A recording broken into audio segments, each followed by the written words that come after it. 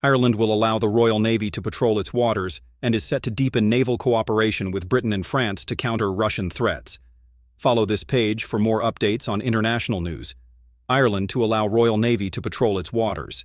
Dublin strengthens British alliance to counter threat from Russia during its 6-month EU presidency. Ireland will allow the Royal Navy to patrol its waters and deepen naval cooperation with Britain and France to counter Russian threats. British ships could offer additional security when Ireland takes up the presidency of the EU in July, when the country will be visited by European leaders and ministers.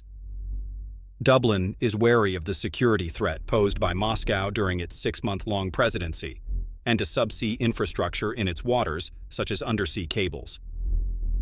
When Volodymyr Zelensky, the Ukrainian president, visited Ireland in December, up to 5 military drones breached a no-fly zone and flew towards his aircraft in a suspected incident of Russian hybrid warfare.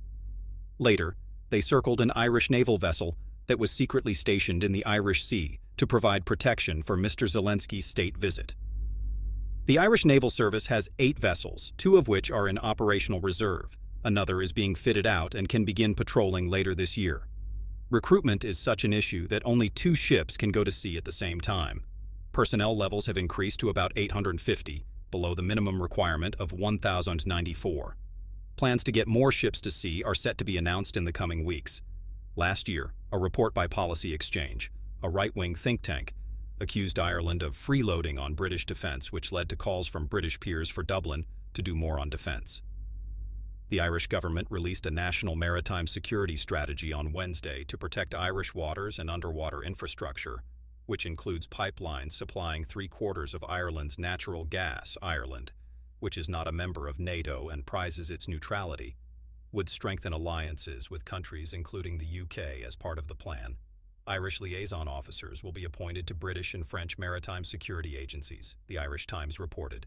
Dublin wants closer ties with the UK-led Joint Expeditionary Force, JEF, which has 10 members and focuses on maritime security, responding to military crises on behalf of the UN or NATO. This would help Dublin counter Russia's shadow fleet, the hundreds of vessels used by Moscow to transport sanctioned oil, which often enter Irish waters and have stopped over undersea cables.